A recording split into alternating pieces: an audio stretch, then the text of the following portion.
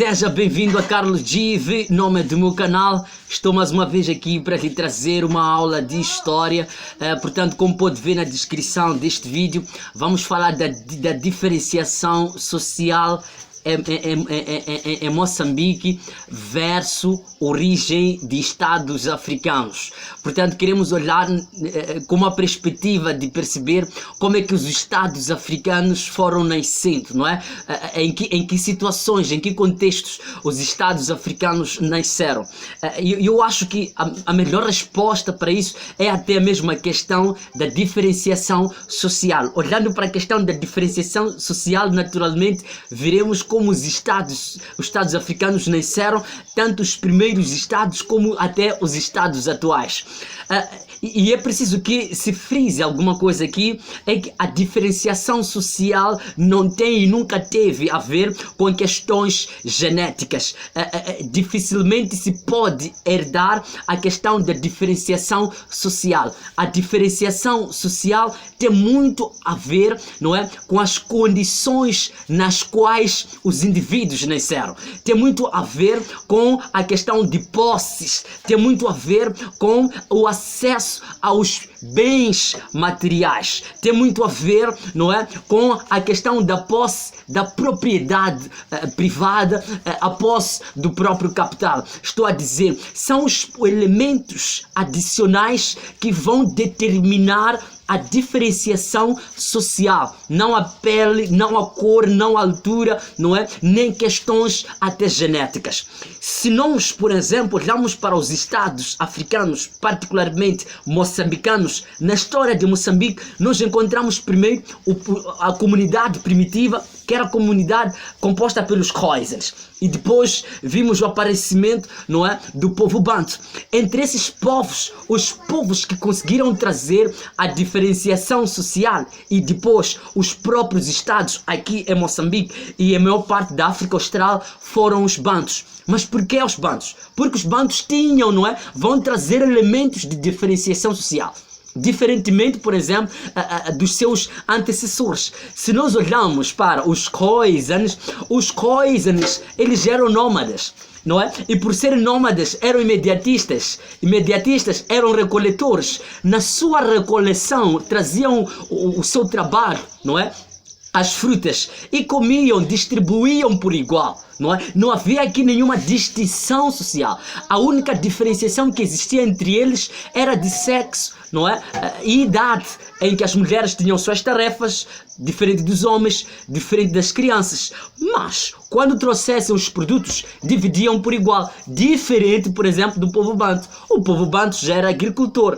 Portanto, a agricultura era o elemento principal e crucial, não é? Um determinante para a diferenciação social. E o elemento, não é, que vai dar gênese à criação dos estados. Ora, vejamos. Quando os Bantos aqui aparecem, não é, começam a definir os seus territórios onde iriam praticar a agricultura. Naturalmente que na definição de territórios existirão aqueles que vão ter mais territórios que os outros. E a questão de posse de territórios será determinado, não é, por aquele que é o primeiro a chegar. Portanto, o primeiro a chegar é naturalmente, ou será naturalmente, o dono daquele território e em posição de negociar a distribuição de território para os demais que vierem chegar. Portanto, neste momento passa a ser diferente dos outros. É a primeira análise. A segunda análise é o fato de esses indivíduos que terão parcelas de terras, naturalmente que terão uma forma de trabalhar diferente desta terra. Existirão aqueles que vão conseguir produzir mais em relação aos outros, e o elemento produzir mais em relação aos outros fará com que estes indivíduos tenham mais em relação naturalmente aos outros. E este empate há de ser um determinante para a diferenciação social aqui em África e nos estados Bantos. Veja ainda, esse indivíduo que conseguiu produzir mais significará que ele estará em posição de se alimentar no período de cultivo, vai estar em posição de se alimentar mesmo fora desse período. Significará ele conseguirá ter um elemento que se chama excedente. excedente, que são produtos de sobra, produtos acima, não é, dos produtos esperados para a alimentação num determinado período. Portanto, esses indivíduos tendo excedente diferente de outros indivíduos, naturalmente que se tornam diferentes dos outros. É nessa perspectiva que vão surgir os primeiros estados bantus aqui em África. Por exemplo, para aqueles que já tinham excedentes, eram tidos como experientes, em posição de transmitir essas experiências aos outros que não conseguiam ter, não é, o seu excedente. Portanto, os ter como diferentes e não só os ter como experientes, isso fará com que esses indivíduos tenham poder de transmitir experiências aos outros. Vão transmitir essas experiências agrícolas nos primeiros momentos, mas as experiências agrícolas ou agrárias serão traduzidas também como experiências mágico-religiosas. Nos estados africanos, a questão ideológica ou de ideologia mágico-religiosa está muito ligada até à questão agrária. A maior parte dos deuses africanos nos primeiros estados africanos, os estados bantus, são deuses que estão muito ligados à questão agrária.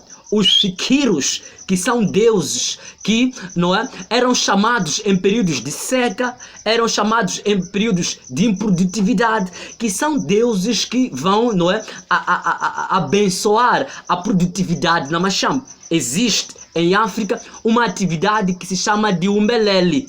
Umbelele é a invocação de espíritos para trazer a melhor produtividade nas machambas, não só para espantar, não é, os bichos que roessem a produção na machamba. E portanto, esses deuses são invocados por indivíduos poderosos, indivíduos com experiências, indivíduos tais que tiveram excedentes.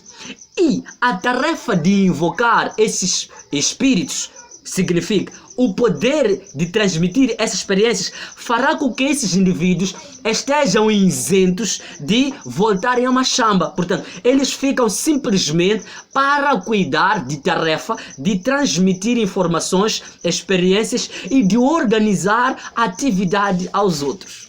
É nestas perspectivas que vão surgir os primeiros estados africanos.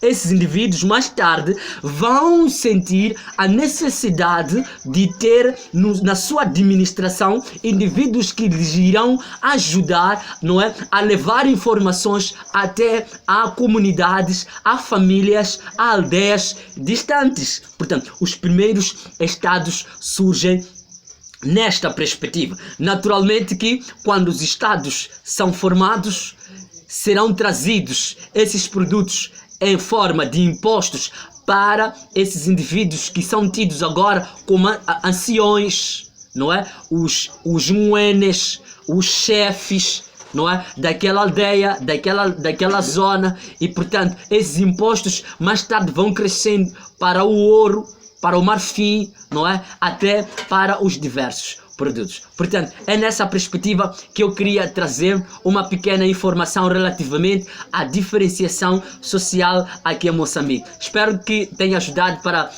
alguma coisa relativamente à diferenciação social e à criação dos primeiros estados aqui em África. Por favor, não saia desse vídeo sem deixar aí a sua subscrição, deixe também o seu comentário, deixe a sua crítica, porque é das críticas que vou melhorando. E muito obrigado, valeu!